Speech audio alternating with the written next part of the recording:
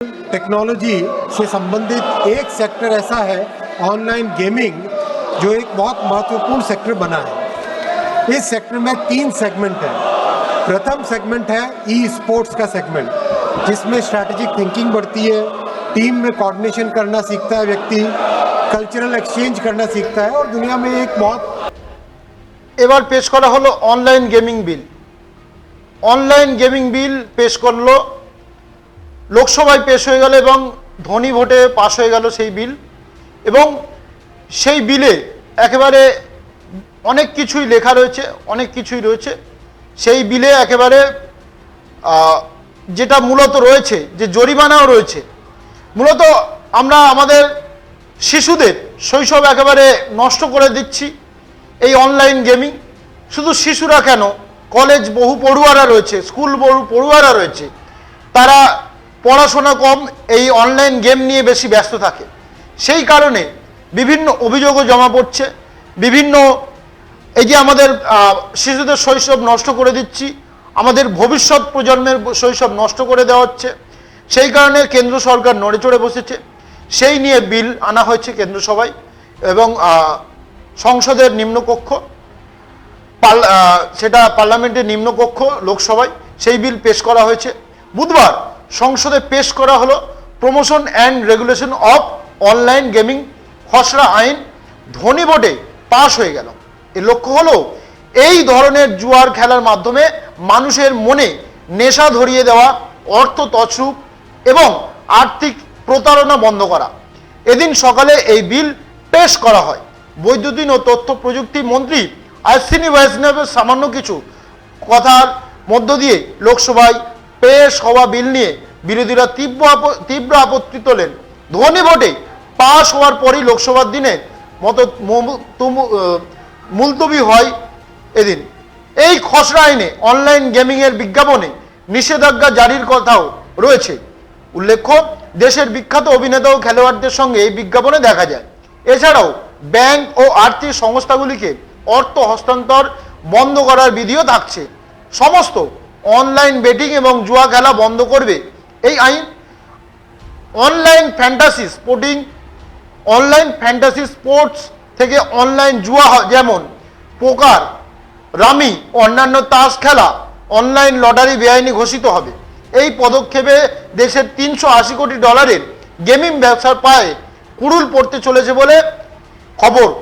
কারণ এই গেমিং ব্যবসার বিদেশে বিনিয়োগকারীদের টেনেছিল কাল্পনিক খেলার অ্যাপ যেমন ড্রিম 11 গেমস, 24x7 এবং মোবাইল প্রিমিয়ার লিগে বিদেশিরাও আকৃষ্ট হয়েছিলেন। বিলে রয়েছে অনলাইন গেমিং শাস্তিযোগ্য অপরাধ, এতে 3 বছর পর্যন্ত জেল ও $1 কোটি জরিমানা অথবা এই দুটোই হতে পারে। অর্থাৎ এই যে রামি সার্কেল আপনারা টিভিতে দেখেন, যেখানে প্রসেনজিৎ চট্টোপাধ্যায়কে বিজ্ঞাপন দিতে দেখা যাচ্ছে, এছাড়া বিভিন্ন অনলাইন গেম দেখেন, তাস খেলা, এবং সম্প্রতি একটি গেমে প্রচুর অভিনেতাকে দেখা গিয়েছিল। সেই সমস্ত কিছু এবার বন্ধ হতে চলেছে। শুধু তাই নয়, যে সমস্ত ব্যাংক জড়িত থাকছে এই আর্থিক লেনদেনে, তাদের এবার খেলা শেষ হয়ে গেল।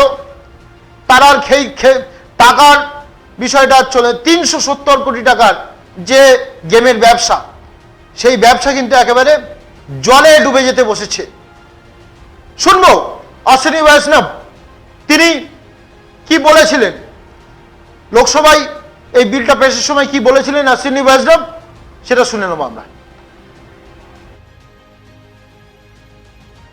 इन पिछले 11 वर्षों में भारत में डिजिटल टेक्नोलॉजीज बहुत तेज़ी से फैली है, नई टेक्नोलॉजी डेवलप हुई है और टेक्नोलॉजी के कारण देश की एक नई पहचान भी बनी है। स्टार्टअप इकोसिस्टम आगे बढ़ा है। माननीय अध्यक्ष जी, टेक्नोलॉजी से कई लाभ हैं।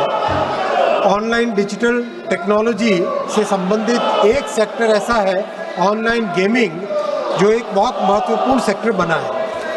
इस सेक्टर में 3 सेगमेंट है। प्रथम सेगमेंट है ई स्पोर्ट्स का सेगमेंट, जिसमें स्ट्रैटेजिक थिंकिंग बढ़ती है, टीम में कोऑर्डिनेशन करना सीखता है व्यक्ति, कल्चरल एक्सचेंज करना सीखता है और दुनिया में एक बहुत नए तरीके से ई स्पोर्ट्स का बढ़ावा हो रहा है। दूसरा सेगमेंट है ऑनलाइन सोशल गेम्स।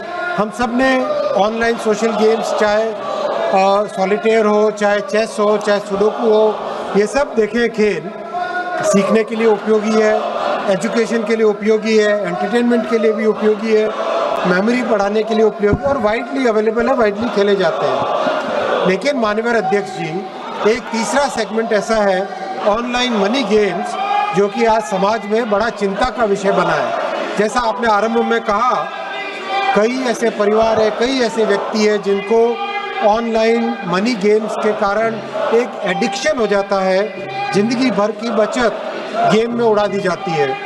फ्रॉड और चीटिंग एल्गोरिदम्स ऐसे होते हैं कि पता नहीं चलता कि कौन किसके साथ खेल रहा है, और एल्गोरिदम्स ओपेक एल्गोरिदम्स होते हैं, हार निश्चय हो जाती है। फाइनेंशियल लॉसेस, माननीय अध्यक्ष जी, कई परिवार नष्ट हुए, एक्सट्रीम केसेस हुए, सुसाइड भी हुई। अभी हाल ही में कर्नाटक की एक रिपोर्ट है टाइम्स ऑफ इंडिया की, 32 सुसाइड 31 महीनों में, ये टाइम्स ऑफ इंडिया में 20 तारीख को छपा है। और उनके गृह मंत्री जी ने भी, मतलब एक ऐसे करीब इस्टेब्लिश हो गया है कि ऑनलाइन गेमिंग के कारण, मनी गेमिंग के कारण सीरियस इम्पैक्ट आ रहा है फैमिलीज पे, मनी लॉन्ड्रिंग हो रही है, टेरर सपोर्ट हो रहा है। अध्यक्ष जी, वर्ल्ड हेल्थ ऑर्गेनाइजेशन ने अपनी रिपोर्ट में स्पष्ट कहा है कि association between online money games and compulsive behaviour, psychological distress, financial hardship, disruption of family life, उन्होंने इसको ऑनलाइन गेमिंग का डिसऑर्डर एक नया घोषित किया है। माननीय अध्यक्ष जी, इसीलिए इस बिल में 2 भाग है। 3 सेगमेंट में से 2 सेगमेंट को सरकार प्रमोट करना चाहती है, ई स्पोर्ट्स को, ऑनलाइन सोशल गेमिंग को। उसके लिए अथॉरिटी बनाएंगे, गेम मेकर्स को सहायता देंगे, स्कीम करेंगे। लेकिन माननीय अध्यक्ष जी, जब समाज के बारे में, मध्यम वर्गीय परिवारों के बारे में और इंडस्ट्री के एक सेगमेंट के बारे में, जब समाज के बारे में और सरकार के रेवेन्यू के बारे में चिंता करनी होती है, इन दोनों के बीच में माननीय प्रधानमंत्री श्री नरेंद्र मोदी जी ने हमेशा मध्यम वर्ग के परिवार को ही चुना है, हमेशा समाज के बेनिफिट को ही चुना है, कभी इस पे कॉम्प्रोमाइज़ नहीं किया है। और इस बिल में भी प्राथमिकता दी गई है समाज के कल्याण को, और समाज में जो बहुत एक बड़ी बुराई आ रही है उससे बचने के लिए ये बिल लाया गया। माननीय अध्यक्ष जी, मैं रिक्वेस्ट करूंगा इस हाउस से इसको यूनानिमसली पास करें।